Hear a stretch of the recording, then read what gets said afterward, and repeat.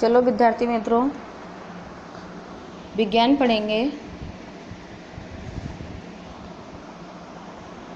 Standard 9 Hindi medium, lesson 5, जीवन की मौलिक इकाई। तो अभी जहाँ तक अपने पढ़ चुके थे उसके आगे से अब पढ़ेंगे। बहुकोषीय जीवों में विभाजन होता है, जैसे कि मनुष्यों में। इसका अर्थ ये है कि शरीर के विभिन्न अंग विभिन्न कार्य करते हैं।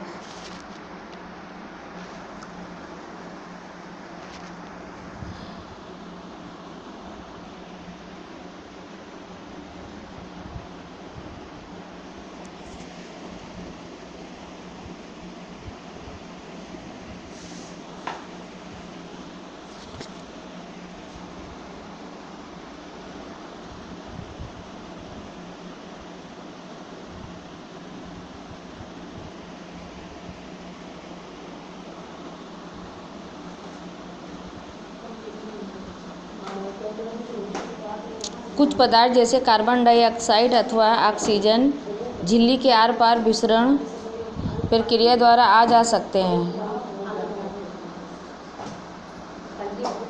पदार्थों की गति उच्च सांद्रता से निम्न सांद्रता की ओर जाती है।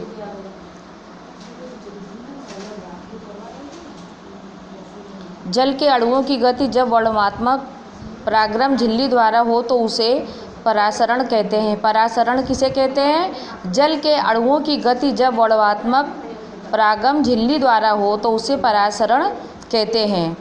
उसके बाद आइए, अल्प परासरण दाबी विलयन किसे कहते हैं? यदि कोशिका को तनु विलयन वाले माध्यम अर्थात जल में शक्कर अथवा नमक की मात्रा कम और जल की मात्रा ज़्यादा है में रखा गया तो जल परासरण विधि द्वारा कोशिका के अंदर चला जाएगा। ऐसे विलयन को अल्प परासरण दाबी विलयन कहते हैं। इसके बाद देखिए, आइए, समपरासरी विलयन किसे कहते हैं? यदि कोशिका को ऐसे माध्यम विलयन में रखा जाए जिससे बाह्य जल की सांद्रता कोशिका में स्थित जल की सांद्रता के ठीक बराबर हो तो कोशिका झिल्ली से जल में कोई शुद्ध गति नहीं होगी। ऐसे विलयन को समपरासरी विलयन कहते हैं। देखिए, अतिपरासरण दाबी विलयन किसे कहते हैं? यदि कोशिका के बाहर वाला विलयन अंदर के घोल से अधिक सांद्र है तो जल परासरण द्वारा कोशिका से बाहर आ जाएगा। ऐसे विलयन को अतिपरासरण दाबी विलयन कहते हैं। अंडे के छिलकों को हटाने के लिए तनु हाइड्रोक्लोरिक अम्ल डालते हैं। अंडे का तनु हाइड्रोक्लोरिक अम्ल में डालकर उसके कवच को हटा सकते हैं और उसका कवच कार्बोनेट से बना होता है। इसके बाद आप आइए, देखिए, प्लाज्मा झिल्ली किसकी बनी होती है? प्लाज्मा झिल्ली लचीली होती है और कार्बनिक अणुओं जैसे लिपिड तथा प्रोटीन की बनी होती है। एंडोसाइटोसिस किसे कहते हैं?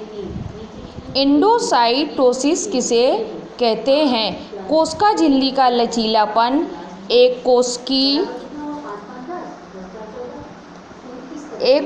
जीवों में कोशिका के बाह्य पर्यावरण से अपना भोजन तथा अन्य पदार्थ ग्रहण करने में सहायता करता है।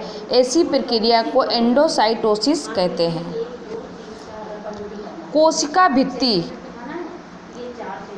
पादप कोशिका किसकी बनी होती है? पादप कोशिका भित्ति मुख्यतः सेल्यूलोज की बनी होती है। सेल्यूलोज एक बहुत जटिल पदार्थ है। ये पौधों को संरचनात्मक दृढ़ता प्रदान करता है।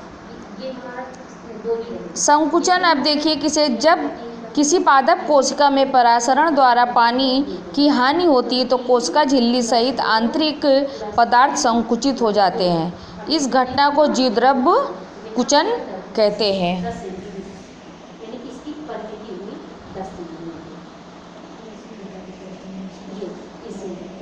कोशिका को रंगने के लिए आप किस विलयन का उपयोग करेंगे? कोशिका को रंगने के लिए हम आयोडीन विलयन के अतिरिक्त सैफरानिन अथवा मेथिलीन ब्लू विलियन का उपयोग कर सकते हैं।